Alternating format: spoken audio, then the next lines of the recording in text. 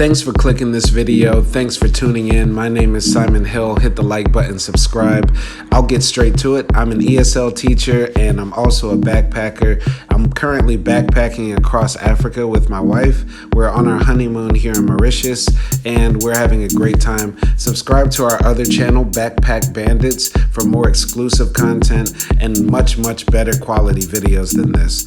In this video, I'll just be going over some of my thoughts and some of the things that I experienced in Grand Baie, Mauritius, and talk about the journey of us traveling from Grand Baie on this day to Flic and Flac. So we had been in Grand Baie, Mauritius for, I would say, about 4 weeks, right? So Grand Baie will, no matter what happens next, will be the longest place that we've ever lived in Mauritius.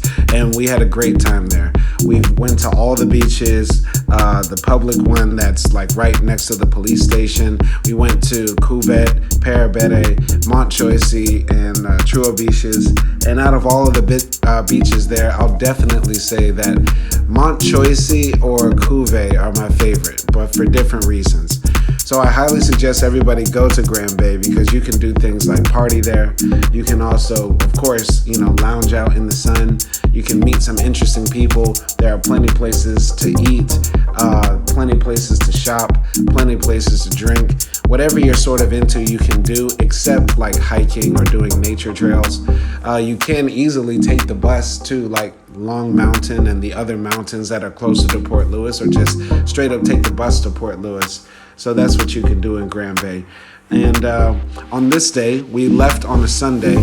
I believe it was September 17th or 18th. Either way, we left on mid-September and we moved to Flic and Flac, which is towards the south of Mauritius, which is a drier part of the country. It was very easy to move around, and that's one of the pluses of being in Mauritius, is that it's very easy to move around.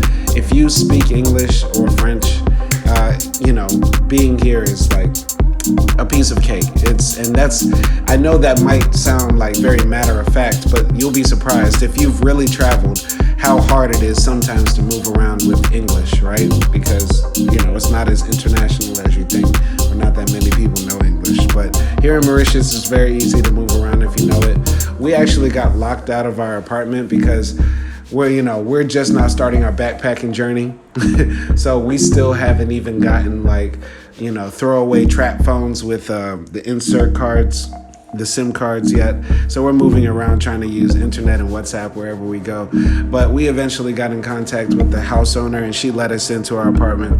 And I must say my first impressions of Flic and Flac were that it was very nice. The day that we traveled, it was raining a lot, but when we finally made it to Flic and Flac, it dried up a bit, though there were some patches of drizzle every now and then.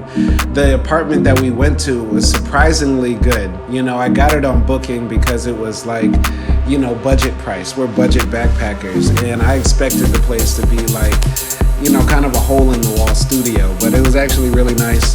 So we made it to the apartment. The owner is cool, and dropped off our stuff, and we decided to go to the beach in Flic and Flac.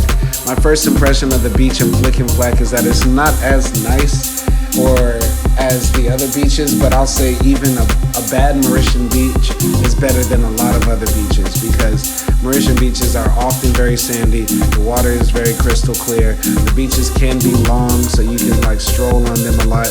But the only problem with the Flic and Flac beach is that there's a lot of coral on